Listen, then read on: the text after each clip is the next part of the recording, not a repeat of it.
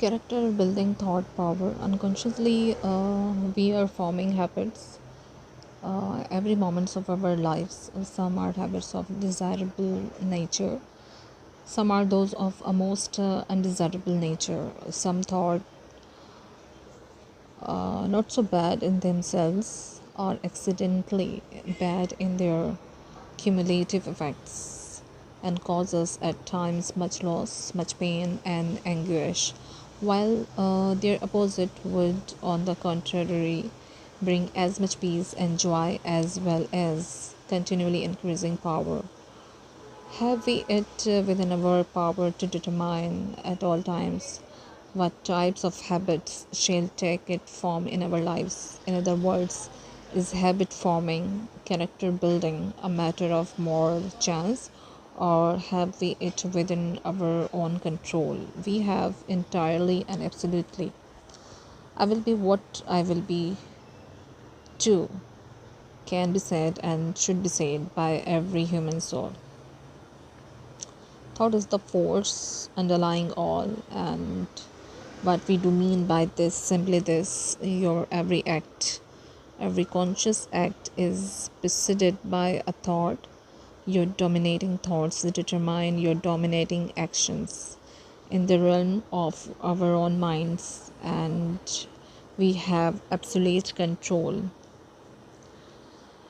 or we should have. And if at any times we have not, then control, and in the realm of mind become thorough masters. In order to get to the very foundation of the matter, let us look to this for a moment. For if thought is always parallel to our acts, habits, character, life, then it is first necessary that we know fully how to control our thoughts.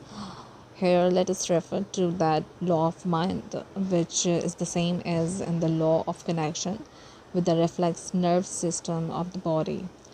The law which says that whenever one does a certain thing in a certain way, it is easier to do the same thing in the same way the next time, and still easier the next and the next and the next, until in time it comes to pass that no effort is required, or no effort worth speaking of, but on the opposite would require the effort. The mind carries with it the power that perpetuates its own type of thought. The same is the body carries with it through the reflex nerve system. The power which perpetuates and makes continually easier its own particular acts. Thus, a simple efforts to control one's thought, a simple setting about it, even if at first failure is the result, and even if for a time failure seems to be more about the only result, will in time sooner or later bring him to the pain point of easy, full, and complete control. Each one then can grow the power of determining, controlling his thought, the power of determining what types of thought he shall and what types he shall not entertain. For let us never part in mind with this fact that every earnest effort along any line makes the end aimed at just a little easier for each succeeding effort, even if, as has been said, apparent failure is the result of earlier efforts.